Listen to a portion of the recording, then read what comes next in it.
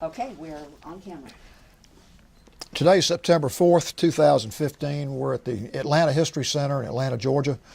My name is Joe Bruckner. I'm a volunteer at the History Center. And with me today is Tony Hilliard, who is also a volunteer at the History Center, and Sue Verhoff, who is the senior archivist at the History Center. We're honored to have with us today Mr. Richard Bourne. Mr. Bourne is a World War II veteran, and he has kindly agreed to share the story of his life and his war experience with us. This is in connection with the Library of Congress Veterans History Project. And Mr. Bourne, I can't tell you how much we appreciate you coming in here and sharing your story with us. Well, the pleasure's mine. Appreciate it very much, you calling me. Okay. Could you give us your full name and the city and state where you were born? My name is Richard Irvin Bourne. I was born in Boston, Massachusetts on June 24th, 1921. Okay. And what city and state do you live in now? I live in Atlanta, Georgia. Okay. Tell us a little bit about your upbringing. Well, I'm just like anyone else. When I was very, very young, I lived in Boston, Mass. And I can tell you one thing that's very interesting, at least to me. When I was 6 years old, I lived around the corner from Fenway Park. And my uncle came and he took me to the ball game. I was 7 years old and I saw Babe Ruth hit a home run. And that's something I'm very proud of, just to say that I saw him. Wow. But after that, my mother, I never saw my father. My father was a World War I veteran. I still have pictures of him, but I never saw him.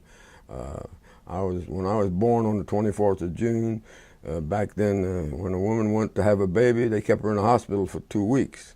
And my mother had been in there for almost 2 weeks, and it was 4th of July was coming up, and my daddy apparently wanted to go swimming, and she said, "Go swimming, you don't have to come here every day." So he went swimming on the 4th of July, and he drowned, and I never saw him. Wow. So anyway, my mother remarried, and we moved to Connecticut, and I lived in New Haven, Connecticut from age about, I would say, 8, 9, I think it was, until I was 16 years old. And at 16 years old, I was kind of sickly. I had asthma and I couldn't breathe very well, and my mother took me to the doctor. The doctor says he don't like cold weather, get him out of cold weather, send him south. So I came to the University of Georgia in 1938, and I stayed from 1938 till I graduated in 1942. Okay. And I met my bride the first year I was there. That was in 1938, and I went into the service from right after I graduated. I went to the services. I think I told you people, but I'll say it again. I went to enlist in the service because everybody wanted to get in and be a soldier, and I wanted. And we were at war, and it was quite a war, and everybody was gung ho, and I wanted to get in, so I didn't wait to be drafted. I went down to the place where you join the army, and they wouldn't take me because I was 20. I wasn't 21 years old. Said you have to go get your mother's signature. So I went home, got my mother's signature, and they put me in. They sent me in the infantry right away, and I went to Fort Devens, Massachusetts, I think it was. And then I got on a train with a bunch of other guys, and we went to Baltimore, Maryland, and I went to Fort Meade, Maryland, and that's where I had my basic training as a soldier. And I had a little training in school when I went to the University of Georgia. I was in the cavalry. They took ROTC, so I had a little knowledge there, and that helped me a lot. And they sent me to officers training school at Fort Benning, Georgia. So I came back to Georgia, and I got my commission at Fort Benning. And while I was at Fort Meade, Maryland, talking back a little bit, my wife and I we weren't married, but we went together 4 years while we were in school, and we decided to go ahead and get married. So I had a weekend pass, and we went to New York, and for a honeymoon. I had a one-night honeymoon at the Waldorf Astoria. Wow. You can imagine 2 kids, 21 years, 21. I had just turned 21. And anyway, we had a good time. And then I went back to Fort Benning, and I got my commission there. And I was a second lieutenant, and then they sent us to They sent me to Fort. I'm trying to recall. And it was in Natchez, Mississippi, Centerville, Mississippi, Camp Van Dorn, Mississippi. They were forming the 99th Division. I remember that. And I trained a bunch of kids from Kentucky and Tennessee. They didn't know their left hand from their right hand. They couldn't know right face, left face. They didn't know anything. But I made good soldiers out of them, and I trained them well. And we were on maneuvers in Louisiana. And it was hot. It was hot as it was out here today. There was about 90 degrees in the shade, and there was no shade. And we were making, playing maneuvers, getting ready to learn what war is all about. And these airplanes came over, and they dropped flour sacks on us, simulating that they were bombing us, but they dropped flour sacks. Well, it was so hot that the flour sack, one of them hit me in the shoulder, and the flour busted. It got all over me and a few other guys. I looked up in the air, and I said, I'd never been in an airplane before. What do I know from airplanes? I said, by gosh, that's for me. So about a week later, I got a weekend pass, and I went to a little town, Baton Rouge in Louisiana, and there was a flight surgeon there. And I took in a physical examination for flying. And I filled out an application to be transferred, which, see, there was no Air Force, the Army. The Air Force was part of the Army. So I tried to get a transfer, and in order to get a transfer, you had to go through channels. Everything had to go through channels in the Army. And I turned it in, and my commander, he was a Major Moore. He and we played bridge together with his wife and my wife, and when he found out I tried to transfer out, he said, you're not getting a promotion in this group. I'm getting rid of you. I'm going to send you to fight. I'm going to send you to fight the Japanese in the Pacific. I said, wherever you send me, there's nothing I can do about it. So about 2-3 weeks later, sure enough, he did. He sent me, I got orders from the War Department transferring me to San Francisco, California, to take jungle training to fight the Japanese.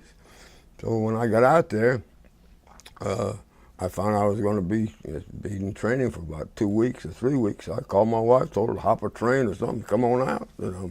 I'm still here. And the day she got there, I got War Department orders sending me back to Nashville, Tennessee to be qualified for the Air Force. It was funny. That's the way the Army worked, though. They would take a guy that was a cook and send him to teach him how to be a truck driver. The Army was all screwed up back then. I think they still are, for all I know. Well, anyway, it was. This was in November of, I think it was 1943, 42, okay, 43. Anyway, I had 4 months before I had to report to Nashville. It was November, and I didn't have to report till February. And I said, what do you want me to? I went to my commanding officer. He said, well, you don't belong to us anymore. Go. So my wife and I, we toured the country. We had a great time, and I was getting paid, and everything else was very nice. I got to Nashville, and I'm laughing at the Army, to tell you the truth. I got to Nashville, and I took, everybody was put in the groups. They were all ground officers only, and they were all trying to transfer to the Air Force. And I was in a group, and I had to take all these physical tests and psychomotor tests and one thing and another. And then after you took the test, then they posted on the bulletin board, the following officers will report to this base and that base and this base for training. And the following officers will return to their former organization, and my name wasn't on any of those. But at the bottom, there was 2 people on it. It said the following 2 officers report to Major such and such in such and such a place tomorrow at a certain time, 2400, whatever it was. I can't remember. So I said, well, I'm not going. I don't have to go back to my organization, and I'm not going to. I flunked pilot training. They wouldn't let me be a pilot. So I said, I wonder what this is all about. So I went there, and they said, Lieutenant, you didn't pass pilot training. He said, you had one little flaw that we felt that wouldn't be good for pilot training. He said, but you can go to bombardier school or navigator school. So I said, well, I don't know one from the other. I said, yeah. He said, you got to let us know. So I said, when do you have to know? He said, by tomorrow at 8 o'clock in the morning. I said, well, let me think about it. So, or he said, or you can go back to your former organization. Well, I wasn't gonna go back no fight no Japanese. So anyway, I called Sylvia. That's my wife. She was in Atlanta and I was in Nashville, and she says, "Let me look it up in the dictionary with bombardiers." Nobody knew what all this was. So she came up with some answers. I said, "Look," I said, bombardier sounds good. I said, "I'll be a bombardier." So I went back and I told them I'll be a bombardier. They said, "Fine." Anyway, about 2-3 weeks later, I get orders, and I had to go to. And I went all through bombardier school. I went to gunnery school in Florida. I was in Fort Myers, and I went to pre-flight in Montgomery, Alabama, and then I went to New Mexico to do bombardier training, where we learned all about the Norden bomb sight and how to use it and everything else. And I had a lot of flying out there, which we did a lot of flying. The first flight I ever was on was in Florida. I was in a B-17. We learned how to shoot a 50 caliber machine gun. And we rode in trucks, and we had shotguns. We had to learn how to aim the shotgun in front of the airplane that was going by, because you have to allow for the distance and all that. It's crazy. But anyway, make a long story even longer, I guess. I got through bombardier school, and they transferred me and gave me a crew.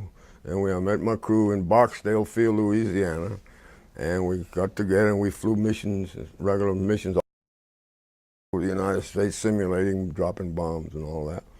And finally, they would send us to Savannah. In Savannah, we were supposed to get an airplane to fly over to Europe and go to war. And there was about 24 of us. They didn't have enough airplanes. We were running short, so I got on the USS Mauritania in New Jersey and took the boat over. And all we did was play poker on the way over. I remember that. Anyway, we finally got to Europe. And this would be in 1943? I'm trying to remember. Probably around that area. Yes, you got, it had to be 43. Got out of school Well, it was in after 42. D-Day.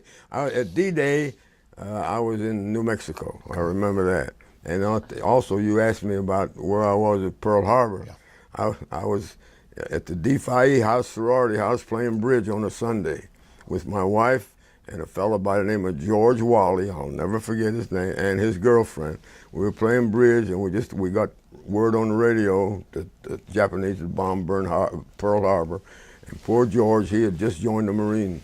Well, he was gone the next morning. They called him up, and then the next morning he went. I'll never forget that. But where was I? Well, I want to ask you another question about that. Okay. Because you were at Georgia, and you were. I was at the University of Georgia. I was a fraternity man, and I was at the sorority house with my wife. She was a D-Phi. And what was the atmosphere around campus after that? It was hard to tell. I mean, we were kids. Some of them knew that the war was coming. They'd wait to be drafted. Others knew that, they read about it, and we know all what's happening over there. It was horrible. And we knew our country was, we were ready to go, because we knew it was going to be a big war. Yeah. And the attitude is, everybody was really gung-ho. Yeah. We had people, civilians, we called them, I remember Rosie the Riveter. Mm-hmm. There was all the women, they go to work and making ammunition and parts of airplane parts. The whole country really pitched in. It was really something. I'll never forget that. How everybody was just gung-ho, I guess, the way I can describe it. That had to be a good feeling to be part of something like that, even though you don't like war. Well, I just wasn't going to sit around and be it. I wasn't going to try to dodge it. I had no reason to dodge a draft anyway. I wanted to go fight. Okay. This is my country, Yeah. So anyway, I was, where was I? Mauritania. Yeah. Mm-hmm. The Mauritania. Oh, so I took the boat over. You were playing cards on the Mauritania. Yeah, we were playing cards. Anyway, when we landed in Scotland, and I was put in a pool, and whatever squadrons needed, when I was going to. At that time, there was no different air forces, the 8th Air Force, the 9th Air Force, and I didn't know where I was going. I know I was going to go, be a bombardier and drop some bombs. But anyway, we went from Scotland. We stayed there about about a week or so, a week to 2 days. I remember every meal was just, we had Brussels sprouts. God, I never got so tired. They give them to you for breakfast. I'll never forget how much Brussels sprouts I ate. Anyway, I finally got overseas, and from Scotland, I got in a plane one day with me and about 10 other guys. It was a C-47 transport plane. And we got in, they dropped us off in some place in France, northern France, and we took a truck to my air base in San Quentin. And I was getting to be a navigator, and when I got there, I hadn't flown them. The weather was bad. It was January, 1945, and I was a bombardier, and I flew one mission as a bombardier. The first mission was I bombed the Eller Bridge. I remember that in Germany, and I was a lead bombardier. Right away they made a lead bombardier out of me, and everybody else. You think that everybody has a bomb sight. We don't. There's one bomb site for every 9 aircraft, and he's the lead bombardier is the one that has the northern bomb sight. And when the bombs automatically drop by use of that bomb sight, everybody else in back of it had a little old toggle switch. All they did was toggle, and that opened. The bomb bay doors, they open, and they toggle, and the bombs would drop. Huh. A lot of people don't know that. That's interesting. But anyway, I flew my first mission as a bombardier, and I got back, and they all of a sudden they had called a meeting, and they short a navigator. Who wants to be a navigator? I said, well, what's the difference? Navigator, bombardier? I said, I don't know anything about navigator. They asked me if I'd be one. I said, I don't mind being one. I said, but I'm going to have to learn a little bit about it, you know. So they said, if you be a navigator, for every 4 missions you fly, we'll give you a 5th when you get home sooner. That's me. You know, I raised my hand. Hell, I'm ready to go home, you know. I had already flown 1 mission. Well, they sent me to navigation school for 3 days. 3 days. And they made a lead navigator out of me. And I flew 24 missions as a lead navigator. I had either 9 or 27 aircraft following me. And I'm going to tell you something, I still don't know how we won that war. I got lost as many times as I didn't. And I had a guy, a Polish fellow, you see, he always flew in my right wing. He was the funniest guy. His name was Stanley Zark. And he used to come after every combat mission we'd fly. And I'd give the proper. Well, on the combat mission, my job was different. We had a rendezvous, and they'd give us a rendezvous point, and we'd all fly to that rendezvous point, and I would lead my flight on my box to that point. From that point on, then we'd fly to the initial point. Like if we're going to drop bombs, we'll say on his shoe, and the initial point would be right here. And I would have to drop them off, get them to the initial point, and then I'd turn the ship over to the bombardier. The bombardier flew 20 seconds up to 30 seconds is all. That's when you flew straight and level, and that was the most dangerous part of the mission because they were tracking us. Mm-hmm.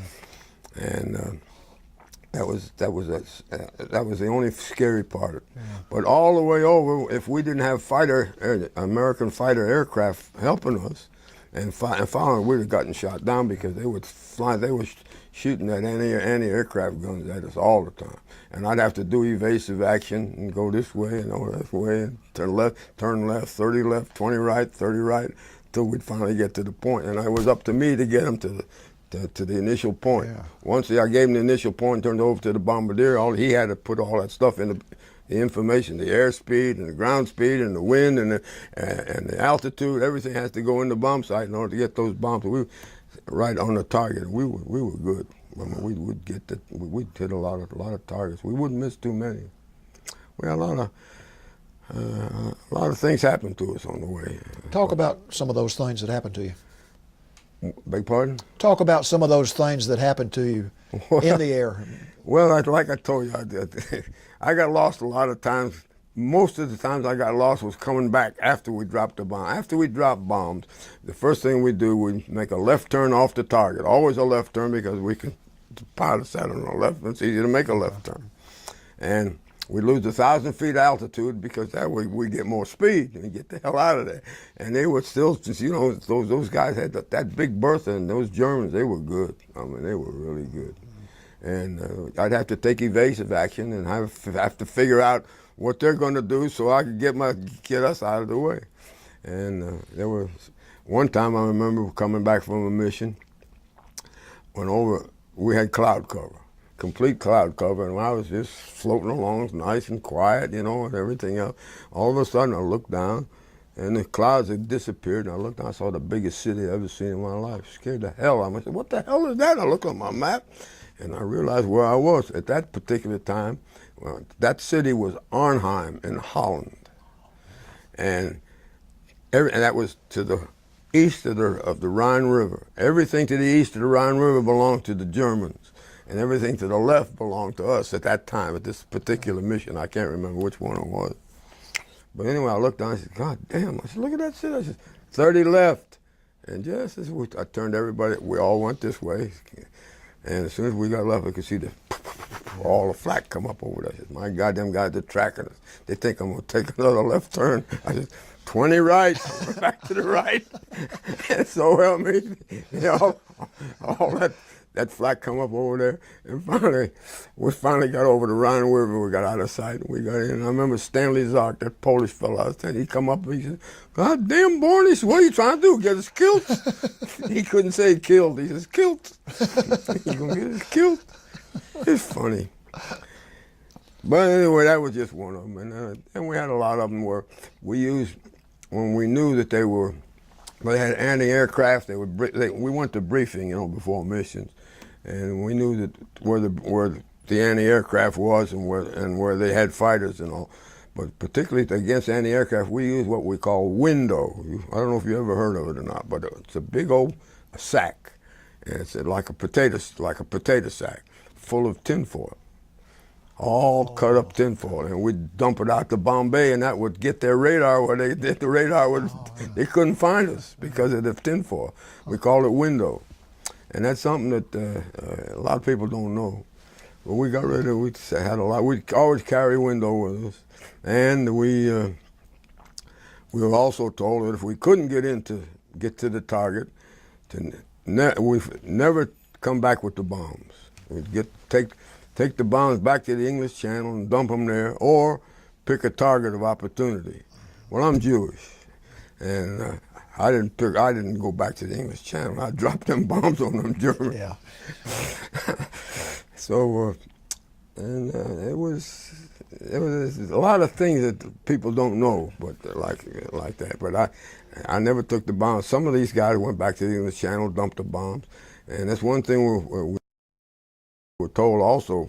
They had little Carter pins, and so that would arm the bomb if you take those Carter pins out. If you don't take those Carter pins out, when the bombs hit, they wouldn't explode. You had to take those Carter pins out. And sometimes a lot of guys would put them back in, say, hey, we'll go drop them in the English Channel and leave that way they won't explode. But not me. I got those Carter pins out. I'd pick a target of somewhere in Germany. Good.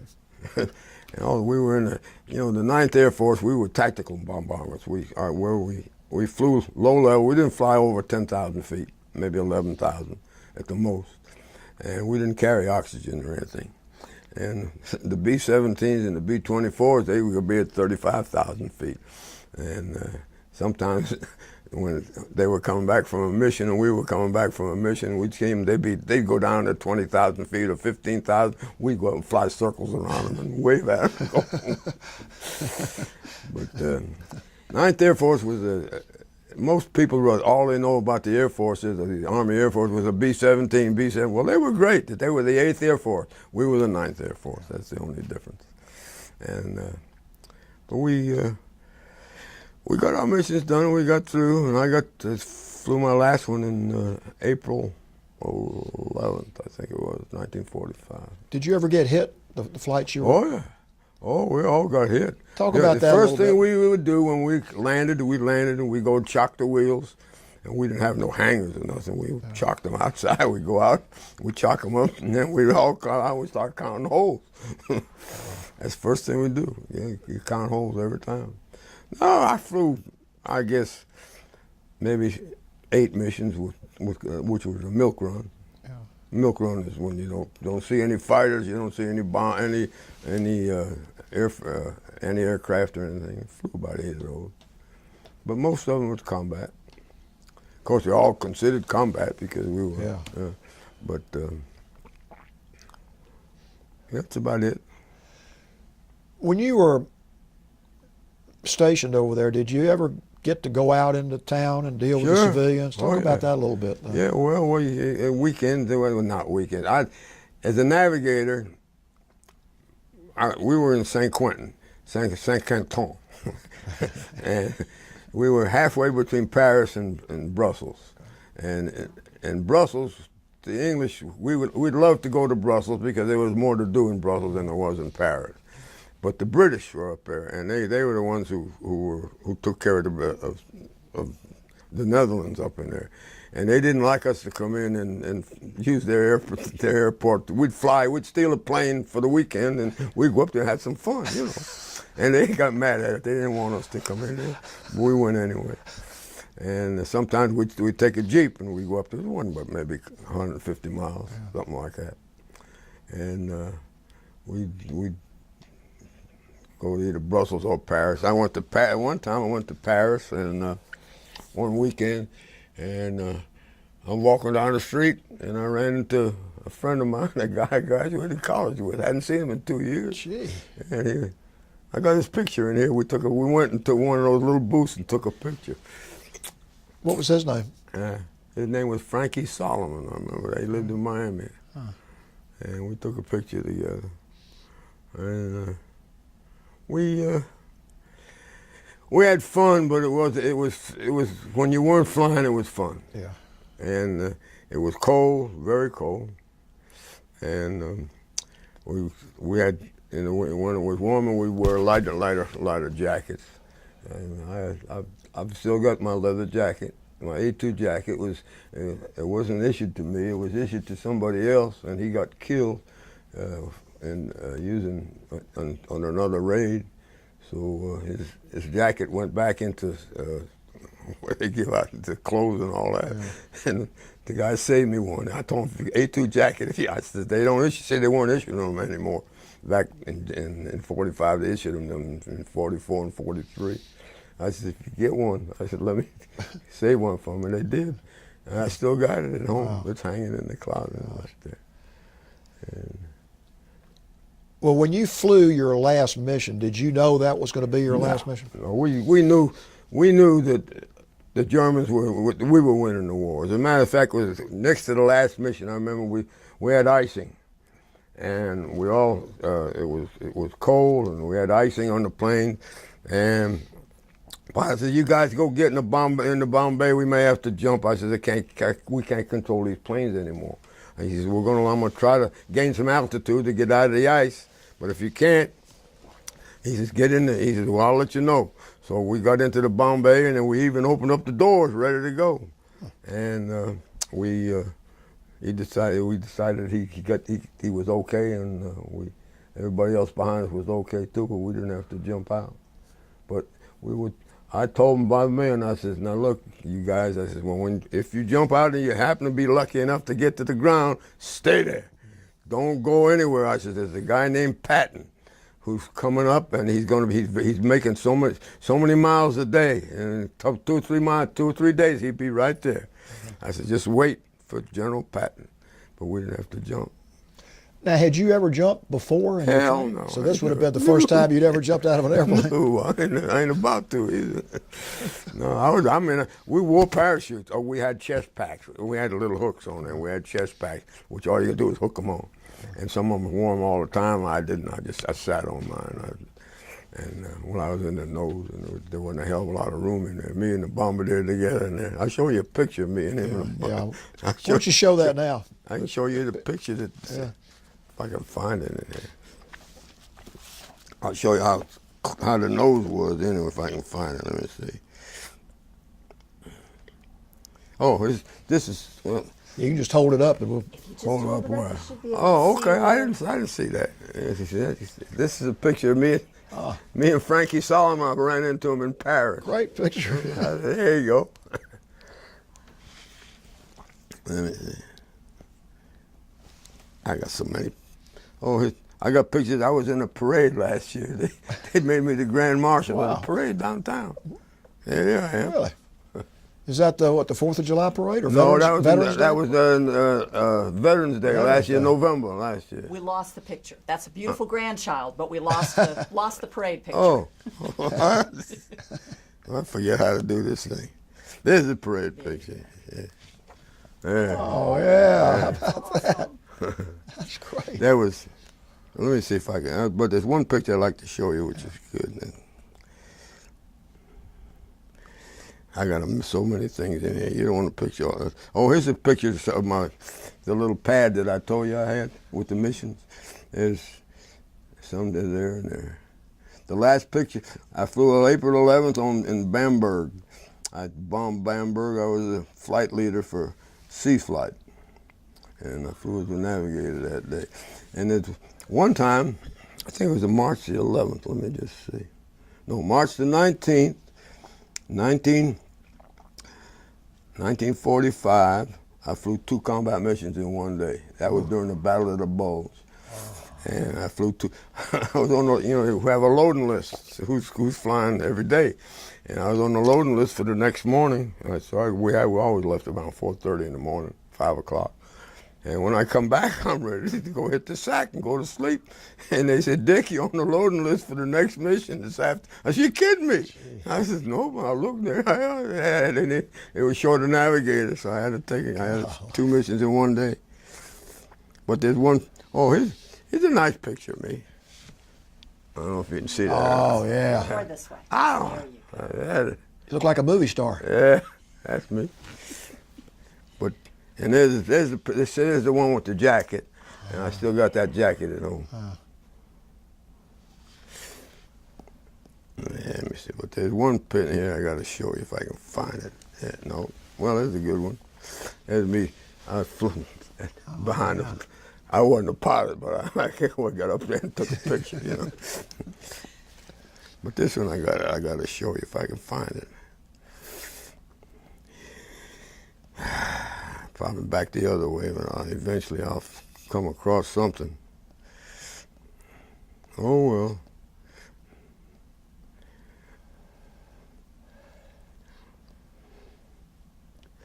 Good night, nurse. Oh, here's me with the jacket on, just recent. Has the same jacket. Oh, good, yeah. There you go. But, doggone, I can't understand that.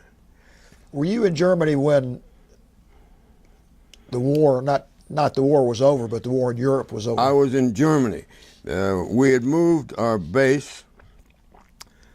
There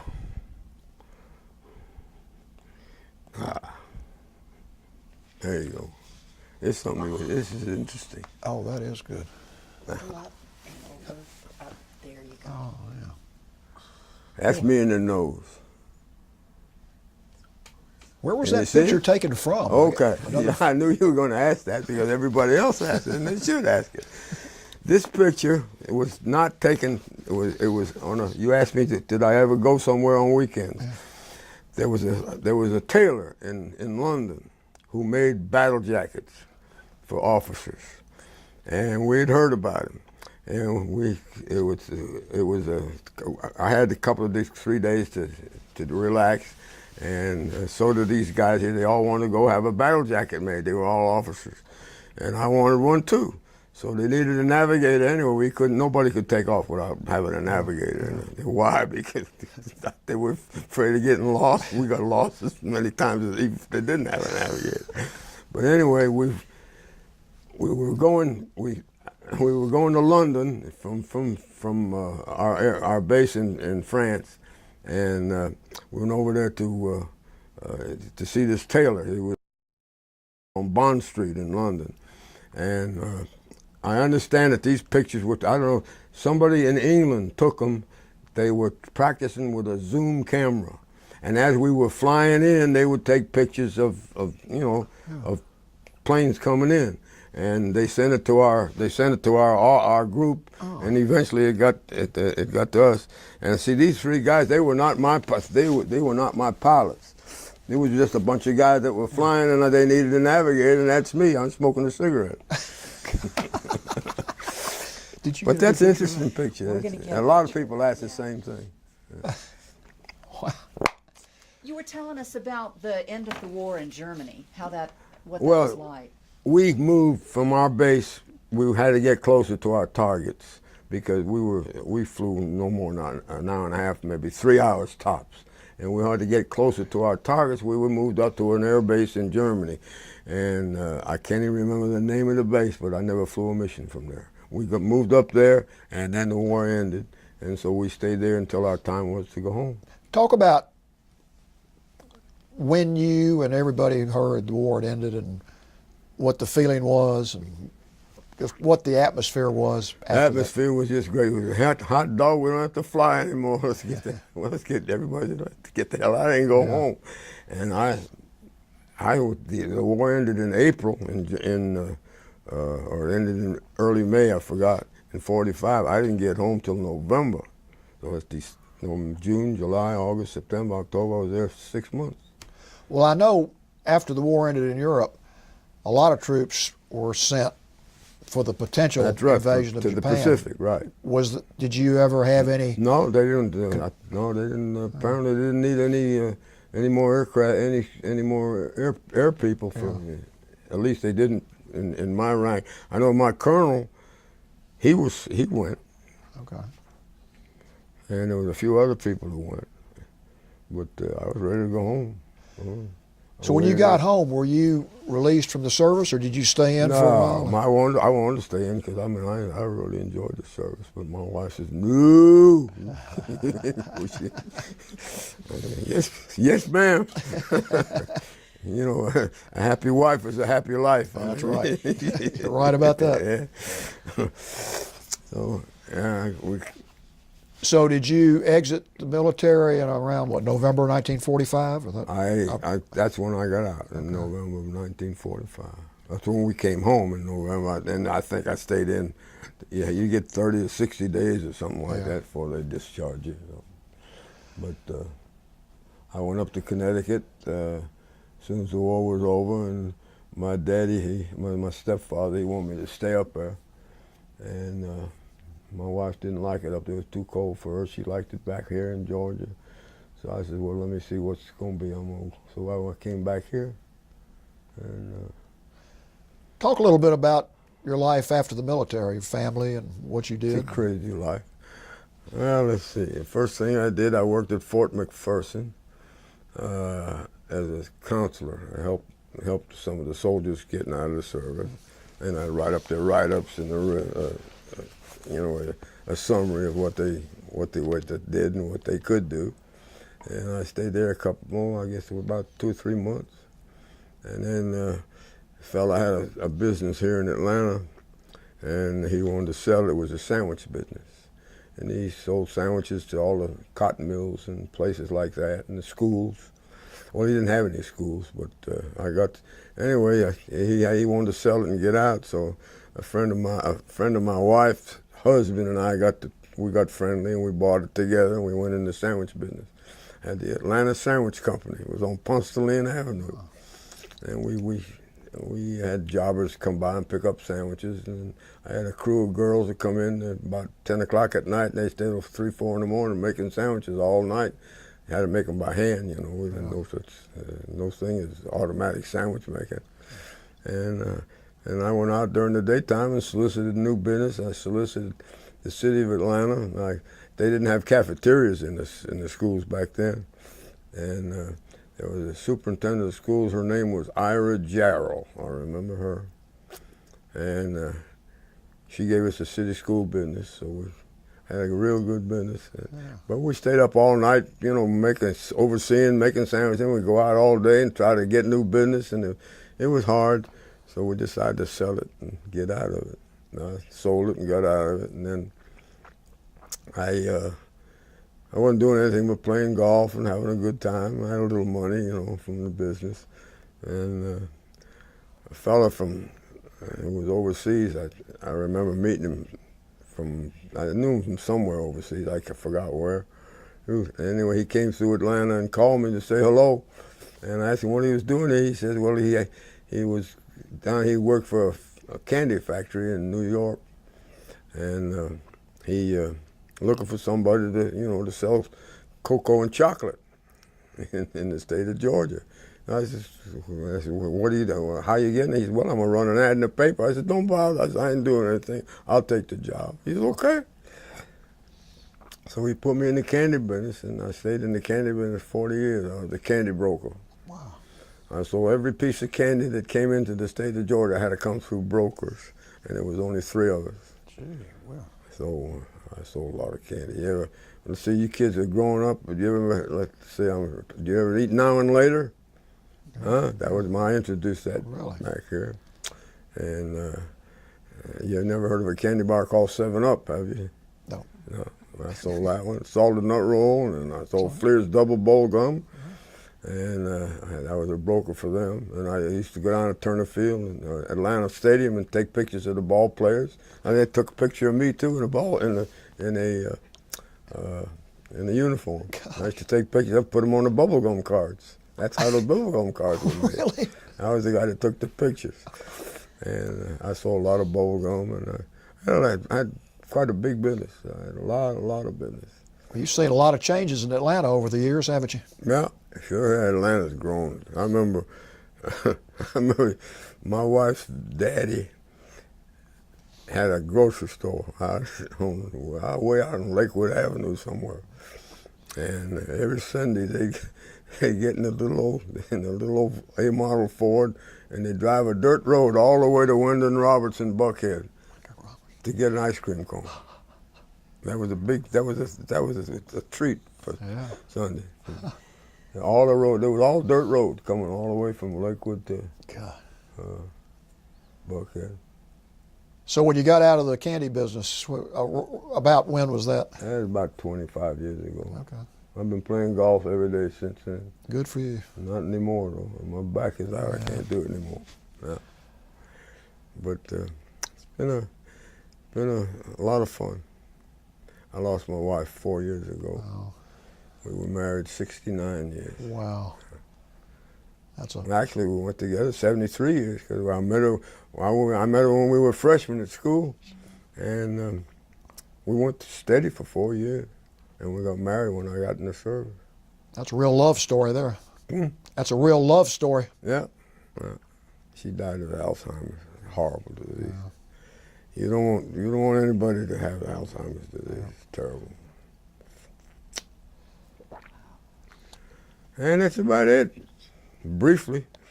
I want to back up and ask you one more question about the time between, I guess, April and November while you were stationed. Were you stationed in Germany during that time? Yeah, we were just yeah. Can you do you remember anything about the people in Germany after the war? There was so much destruction, and what you observed?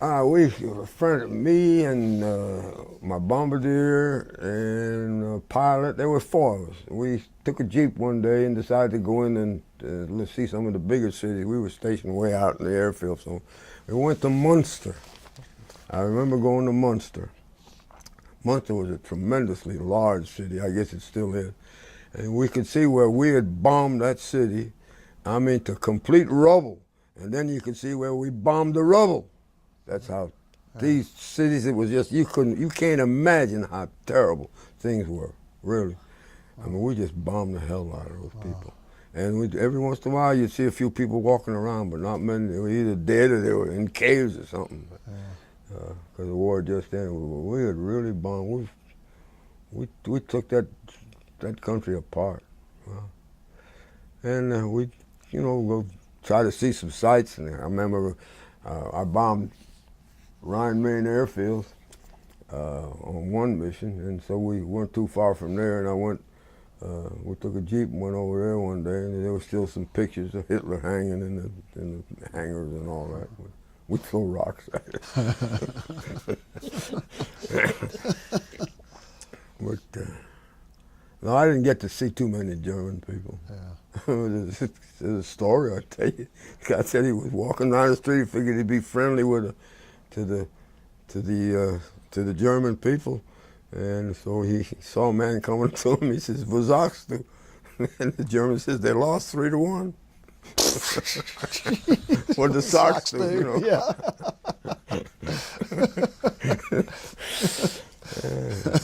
I like that. Do y'all have any questions? Tony or Sue? I have just a couple. Oh, go ahead, fire away. Maybe that'll bring back some memories. A couple things about what it was like during those missions. Did you fly with the same crew for all 24? No, that's a pile of bunk. But a few people had regular crews. Okay. But when you get, but with me as a navigator, I had to fly one day with one crew, and then most of the time it was the same crew. But they just, when they needed a navigator, I just went in and led them to the target and got them back. Gotcha. But I didn't fly with the same crew all the time. Okay. I would say maybe a third of missions with the same crew. Okay. But when I started off with one pilot his name was James Jesse. You believe that? Instead of Jesse, his name was James Jesse. And I flew with him quite a bit. And then the next guy I flew for some reason. Jesse got transferred or something, or maybe he got shot down. I can't remember. And the next guy was Lester Kessel. I flew my last few missions with Lester. And there was sometimes I just flew with just some strange pilot. Mm-hmm. But I got him there and got him back. It's amazing. I got lucky, really lucky. Well, you said you guys got hit a lot. Did you have any we got- casualties? Were the crew ever hit? No, my crew none of us ever got a Purple Heart. Wow. And the people flew with me, and I didn't get one. I didn't get wounded. I was lucky. I mean, came close, and a lot of the flak had come right through the airplane, and it didn't hit me. And we'd have holes in it all the time. Did you like the B-26 as an aircraft? It was. I'll tell you one thing. It was fast. we cruised at about I would say 260, and that was our cruising speed. And the B-17s, B-24, they cruised around 110, 120. So we were fast. And we cruised maybe 250. It was. Yeah, we cruised over 200. Yeah. And one last question. I'm curious about the bombs. You talked about pulling the cotter pins. Yeah. When Would the you- bomb, the bombs weren't loaded by us. They were loaded by a ground crew. How many? Well, it all depends where we had. We carried 4,000 pounds of bombs, Okay. so we could carry a bunch of 100-pounders, or maybe 4 500-pound bombs, or 2,000 or 2,000-pound bombs, or 4 1,000-pound bombs. Gotcha. So it all depends on what we were bombing. We would bomb mostly close-in targets. We would bomb ammunition dumps, factories, airfields, troops. When I went on one mission, we bombed troops. There was just 6 of us. I took six airplanes on the flight, and we would have went low level, and we bombed. They knew where the troops were, and we went and strafed them with all 100-pound bombs. That's the littlest you could have. Sure.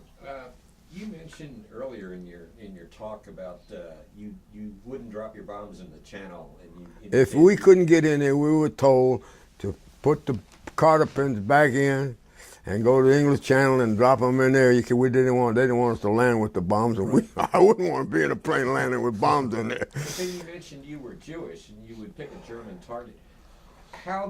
I'm sure that was because you were hearing about what was going on. I knew what was going on from when I was in school.